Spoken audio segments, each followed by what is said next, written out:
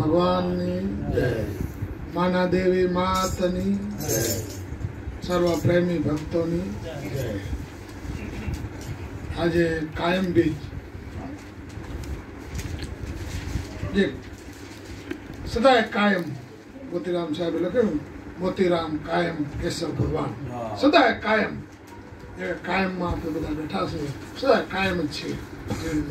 આવો સંદેશ સદગુરુ મોતીરામ સાહેબ જ્ઞાનમાં એના સત્સંગમાં આપણને અનુભવ કરાયો.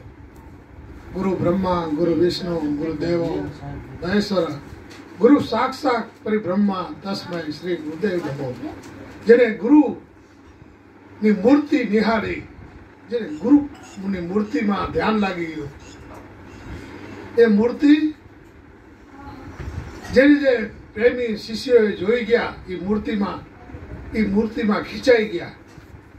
એ જ્યારે સાચા સદગુરુ આવે છે, જેની એ મૂર્તિમાં ધ્યાન લાગે ને, ત્યારે પહેલો ભજન સદગુરુ માયા સ્વરૂપ છે.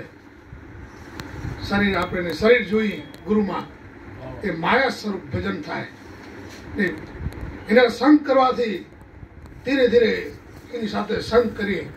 પહેલો ભજન સદગુરુ માયા સ્વરૂપ મળે છે આપણને. એમાં માયામાં ધ્યાન જાય, શરીરમાં ધ્યાન જાય. તો પહેલો ભજન આપણે કરીએ સદગુરુનું, તો માયા સ્વરૂપમાં જાય છે.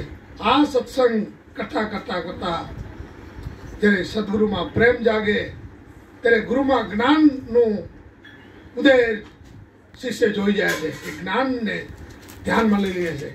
એટલે બીજો ભજન જ્યારે કરો ને, ત્યારે ગુરુ જ્ઞાન સ્વરૂપ છે એવો શિષ્યને અનુભવ થાય. કારણ કે સૌનો અનુભવનો વિષય છે. જ્યારે જ્યારે ગુરુ મૂર્તિમાં જાય ને, ના સત્સંગમાં જાય ને, ત્યારે આવો અનુભવ થાય. આ અનુભવ ક્યારે થાય કે કરીને સત્સંગ એ જીવડા તારો અમર હો જા.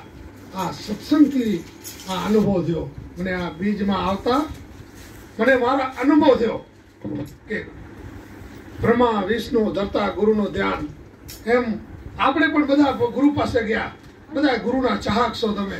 બધા ગુરુ પાસે જાય, તન મન ધનના અભિમાન મૂકી ને ગુરુના જ્ઞાનની વાત લીધી, ભજન લીધું. તો ભજનથી આપણો પ્રેમ જાગે છે.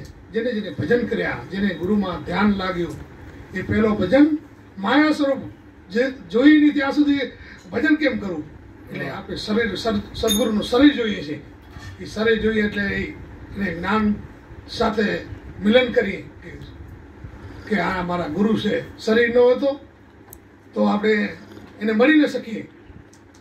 જ્યારે શરીરને મળવા ગયા, ત્યારે એને ઘટવાથી અહમ બ્રહ્માસ્મિનું જ્ઞાન સાંભળી ગયા.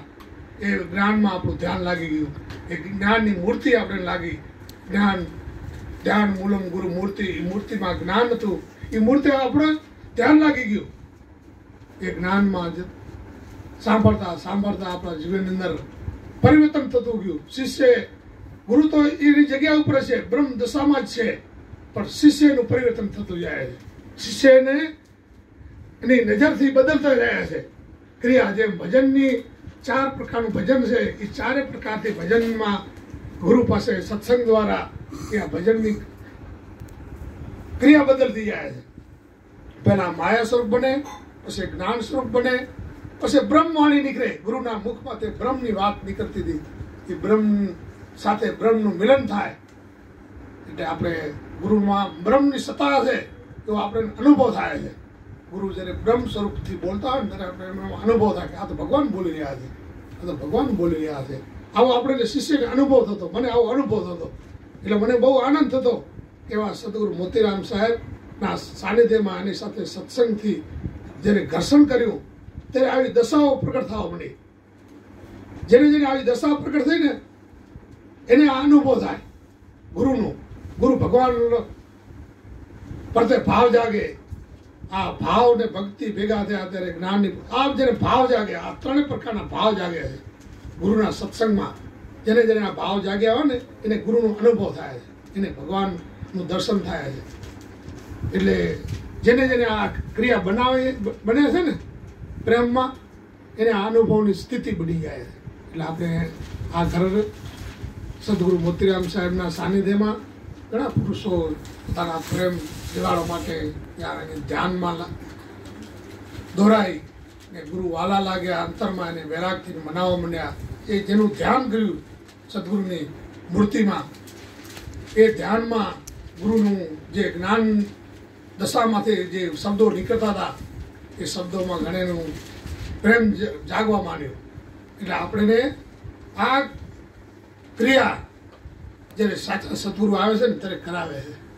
એ ક્રિયામાં જ્યારે જ્યારે સત્સંગ કરશો ને ત્યારે તમને તમારી ખબર પડશે તમે કઈ ભૂમિકામાં છો એ તમને ખબર પડી જશે. કારણ કે શું કે પહેલાં આપણે પહેલી ભૂમિકામાં જે સમરણ કરો છો ને એ માયા સ્વરૂપ જ બને છે. પછી બીજો ભજન જ્યારે કરશો ને ત્યારે જ્ઞાન સ્વરૂપ પ્રગટ થશે ને ત્રીજો ભજન કરશો ત્યારે બ્રહ્માંડ તો બ્રહ્મ છો ને બ્રહ્મની વાતની એકતા થશે ને ચોથો ભજન છે તુહિકાર. એ ભજન કરવો ન પડે એ છેલ્લે ઘડી જેમ વરસાદના ટીપા વરસાદ પડે છે જ્યાં સુધી નદી નાળા બને છે ને જ્યારે સાગરમાં મળી જાય છે ને ત્યારે એ ભજન કરતો નથી. એમ ચોથો ભજન કરવાનો નથી આવતો તો એની સ્થિતિમાં થઈ જાય છે.